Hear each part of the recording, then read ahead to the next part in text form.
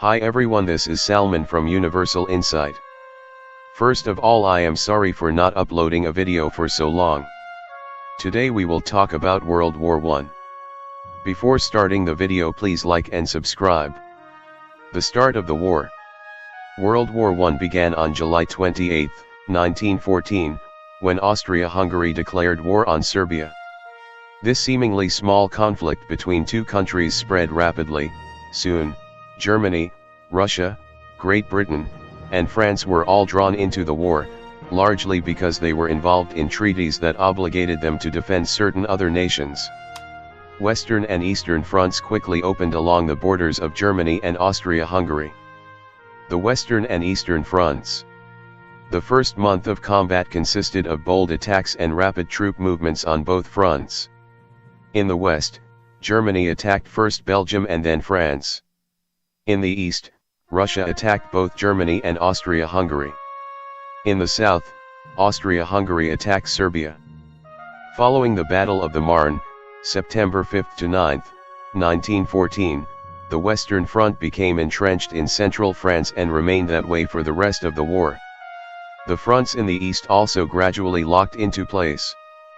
The Ottoman Empire. Late in 1914, the Ottoman Empire was brought into the fray as well, after Germany tricked Russia into thinking that Turkey had attacked it. As a result, much of 1915 was dominated by Allied actions against the Ottomans in the Mediterranean. First, Britain and France launched a failed attack on the Dardanelles. This campaign was followed by the British invasion of the Gallipoli Peninsula. Britain also launched a separate campaign against the Turks in Mesopotamia.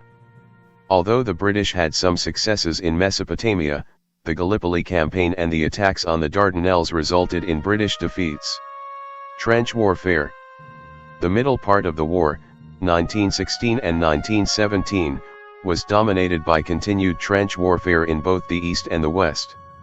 Soldiers fought from dug-in positions, striking at each other with machine guns, heavy artillery, and chemical weapons.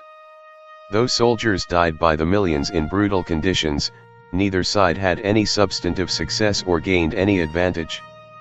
The United States' entrance and Russia's exit. Despite the stalemate on both fronts in Europe, two important developments in the war occurred in 1917. In early April, the United States, angered by attacks upon its ships in the Atlantic, declared war on Germany. Then, in November, the Bolshevik Revolution prompted Russia to pull out of the war. The end of the War and Armistice. Although both sides launched renewed offensives in 1918 in an all-or-nothing effort to win the war, both efforts failed. The fighting between exhausted, demoralized troops continued to plod along until the Germans lost a number of individual battles and very gradually began to fall back. A deadly outbreak of influenza, meanwhile, took heavy tolls on soldiers of both sides. Eventually, the governments of both Germany and Austria-Hungary began to lose control as both countries experienced multiple mutinies from within their military structures. The war ended in the late fall of 1918, after the member countries of the Central Powers signed armistice agreements one by one. Germany was the last, signing its armistice on November 11, 1918. As a result of these agreements, Austria-Hungary was broken up into several smaller countries. Germany, under the Treaty of Versailles, was severely punished with hefty economic reparations, territorial losses, and strict limits on its rights to develop militarily. Germany after the war. Many historians, in hindsight, believe that the Allies were excessive in their punishment of Germany and that the harsh Treaty of Versailles actually planted the seeds of World War II, rather than foster peace. The treaty's declaration that Germany was entirely to blame for the war was a blatant untruth that humiliated the German people. Furthermore, the treaty imposed steep war reparations payments on Germany, meant to force the country to bear the financial burden of the war. Although Germany ended up paying only a small percentage of the reparations it was supposed to make, it was already stretched financially thin by the war, and the additional economic burden caused enormous resentment.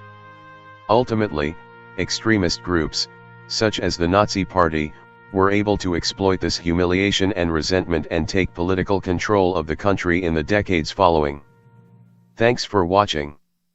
Please like and subscribe.